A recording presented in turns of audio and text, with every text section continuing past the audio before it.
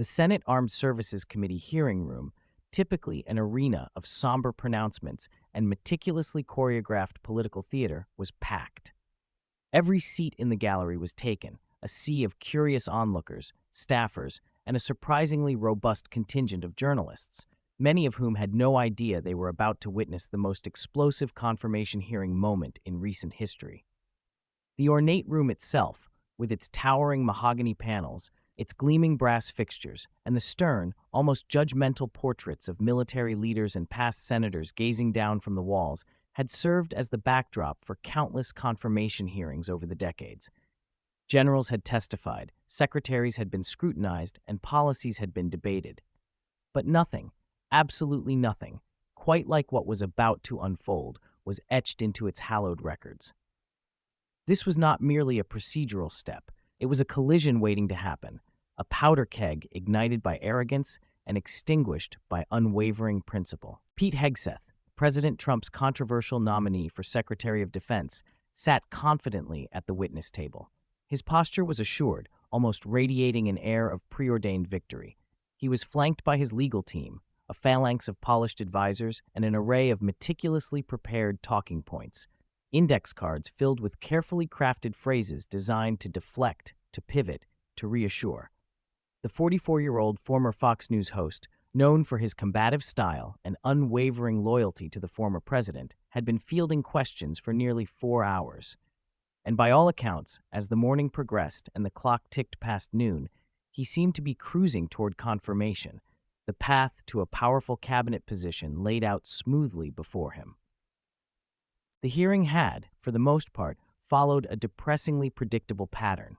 Republican senators, Hegseth's ideological allies, had lobbed him friendly, almost solicitous questions.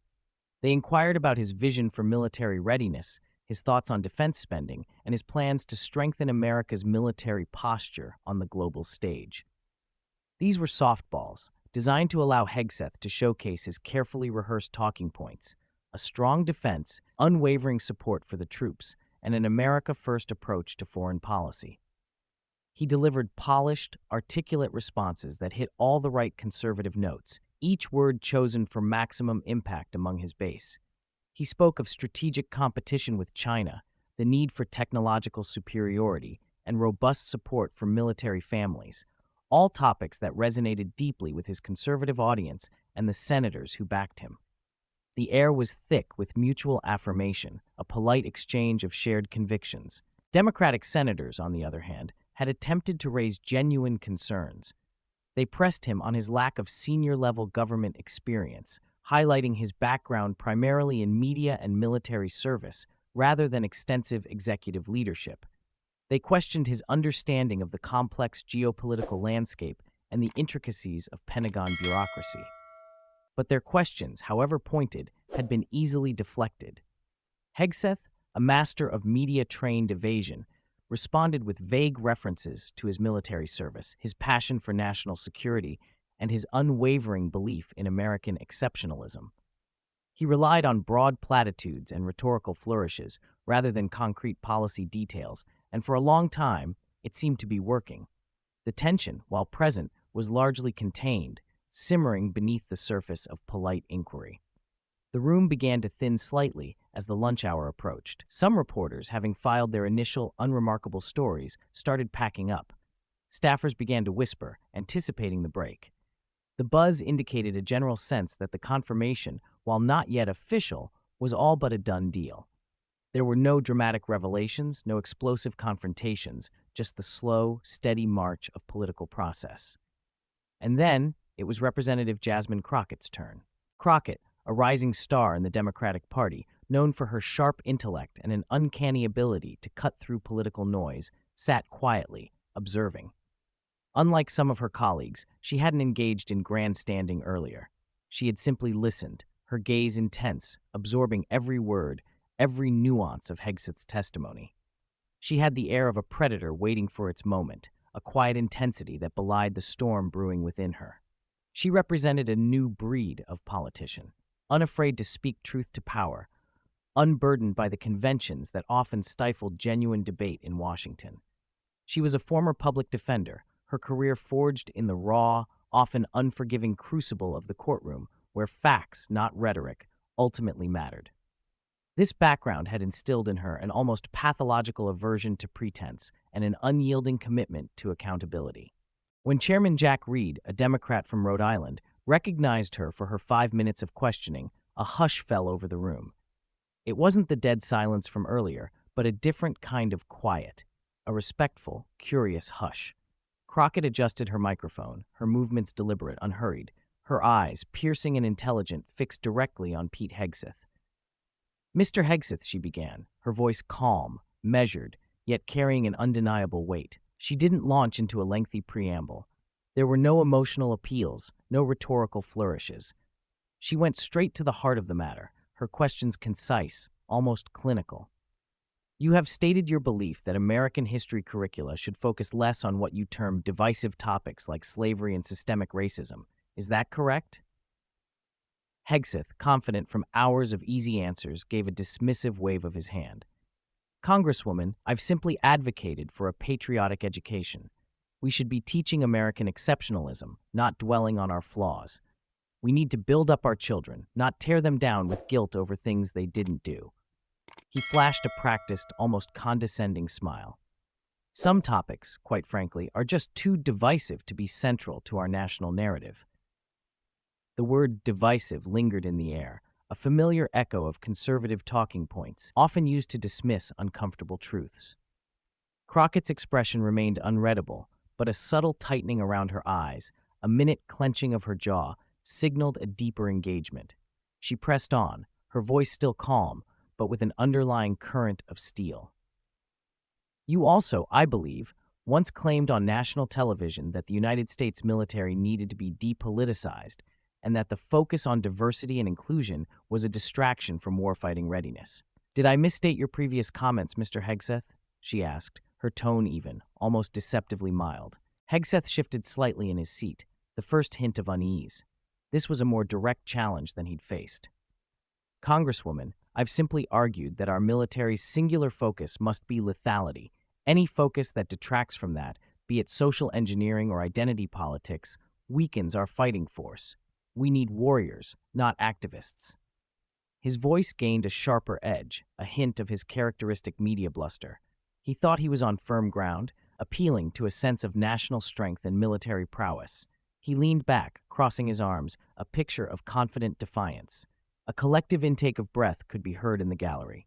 This was it, the moment of confrontation. Crockett's face was still, unreadable.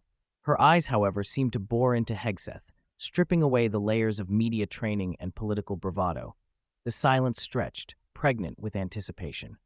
Every reporter in the room suddenly gripped their pens tighter, their attention rapt. Then Jasmine Crockett delivered her response. It wasn't a lengthy speech.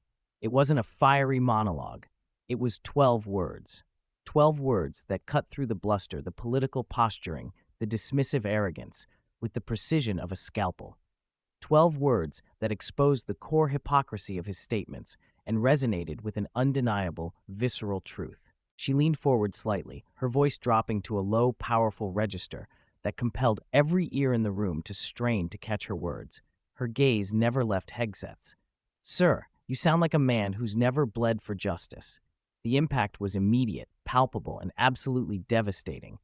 The room went utterly, breathtakingly silent. The kind of silence that descends when a fundamental truth, unspoken but widely felt, is suddenly articulated with perfect clarity. It wasn't an insult, not in the vulgar sense. It was an indictment, a condemnation, a revelation. Hegseth's confident smirk vanished. His jaw went slack. The carefully constructed facade of arrogance crumbled instantly, revealing a flicker of raw, unvarnished shock, then something akin to wounded pride, even anger. He tried to speak, his mouth opening and closing soundlessly, like a fish out of water. He stammered, grasped for words, but found none. The very air seemed to have been sucked out of his lungs, leaving him gasping for a coherent response. His prepared talking points, designed for every conceivable policy question, offered no defense against such a personal, yet profoundly universal truth. The senators on the committee, both Republican and Democrat, shifted uncomfortably in their seats. Some looked down, avoiding eye contact. Others exchanged quick, surprised glances. Even the most hardened political veterans recognized the gravity of the moment. It was a perfect encapsulation of the chasm between performative patriotism and lived experience, between abstract ideals and the messy, often painful fight for equality.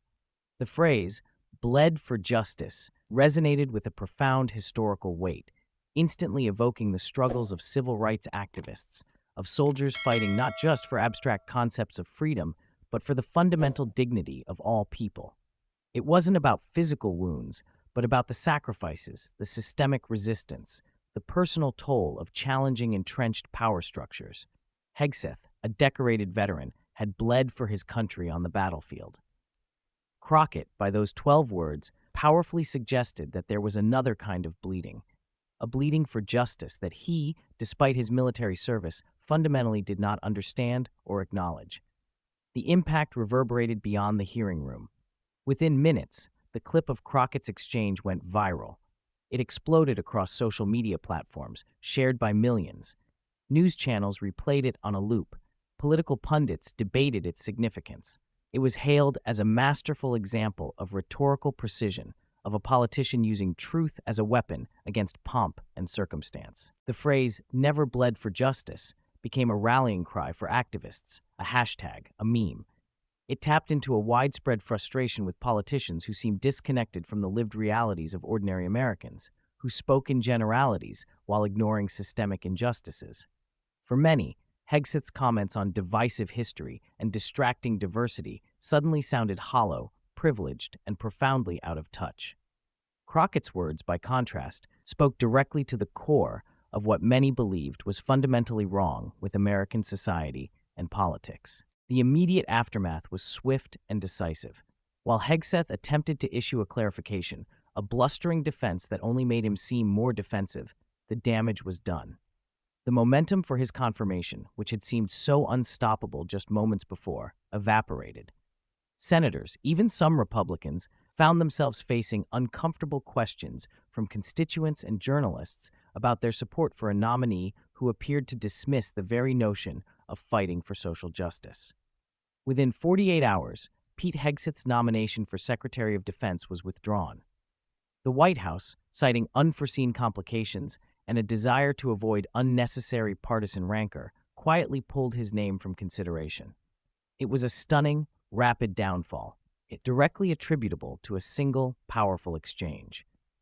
The ramifications of Crockett's intervention extended far beyond one nomination.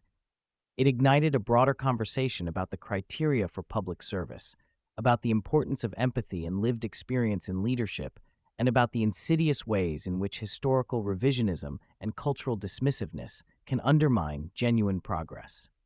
It challenged the notion that military service alone qualified one for every leadership position, especially when it came to issues of social equity and justice.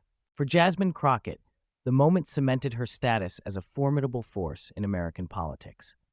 She was no longer just a rising star. She was a proven disruptor, a truth teller, unafraid to confront power directly, even at significant personal risk. Her 12-word response wasn't just a spontaneous outburst. It was the culmination of years of experience as a public defender, years of witnessing systemic injustice firsthand, years of honing her ability to articulate profound truths with devastating clarity. It was the voice of the unheard, channeled through a sharp mind and an unshakable will. She understood that sometimes the most powerful statements are not the longest or the loudest, but the ones that strip away pretense and expose the raw nerve of truth. The impact on civil rights and social justice advocates was profound. Many had grown weary of the endless debates, the endless explanations required to justify basic human dignity. Crockett's words were a breath of fresh air, a moment of unvarnished truth that validated their struggles. It was like someone finally just said it out loud, remarked a veteran civil rights advocate, interviewed shortly after the hearing. The thing we've all been feeling, the dismissiveness of our pain, the assumption that because someone hasn't experienced it, it doesn't exist. She just cut through it all. For many marginalized communities, it was a moment of profound recognition, a senator on the national stage articulating their deepest frustrations and fears. The confrontation with Hegseth became a case study in effective advocacy, demonstrating the power of preparation, principle, and precision in political discourse. Jasmine Crockett's 12-word response didn't just destroy Pete Hegseth's confirmation prospects. It created a template for effective advocacy that prioritizes substance over spectacle and expertise over arrogance. It underscored the fundamental truth that accountability in public life is not merely a legal or procedural requirement, but a moral imperative. In an age of endless soundbites and manufactured outrage, Crockett's moment stood out as a beacon of authenticity. It was a reminder that true political impact often comes not from shouting the loudest, but from speaking the most profound truth, even if that truth is uncomfortable. It shows that political courage, combined with intellectual rigor and a deep well of lived experience, can indeed shift the tectonic plates of power. The aftermath was a testament to the power of a single, well-placed statement. Hegseth, once a formidable contender for a critical cabinet position, found his career derailed, his public image tarnished by a single moment of unmasking. Crockett, on the other hand, emerged stronger, her voice amplified, her reputation solidified as a fearless champion of justice. The incident served as a potent warning to those in power. In an increasingly transparent world, where every word can be recorded and replayed, arrogance and dismissiveness will not go unchallenged. The fight for justice, she reminded everyone, is not just a policy debate. It is a battle for the very soul of the nation, and those who have bled for it will not stand silently by. This incredible story demonstrates the enduring power of truth in a political landscape often dominated by spin. It shows us that politics doesn't have to be about scoring points or performing for cameras. It can be about solving problems and serving people. The next time you see a political confrontation, ask yourself, are these people just performing for an audience, or are they actually trying to change something? Are they more interested in winning the argument or in finding the truth? Are they using their platform to advance their careers or to advance the cause of justice? The difference matters. Democracy depends on citizens who can tell the difference between political theater and political leadership, between empty rhetoric and meaningful action, between politicians who are performing and politicians who are governing. If this story inspired you to think differently about politics and leadership, make sure to subscribe to our channel and hit the notification bell. We're committed to bringing you the stories that matter, the moments that change everything, and the leaders who are fighting for real change. Because in a democracy, staying informed isn't just a privilege, it's a responsibility. The confrontation between Jasmine Crockett and Pete Hegseth is over, but the work she started continues, its ripples still spreading.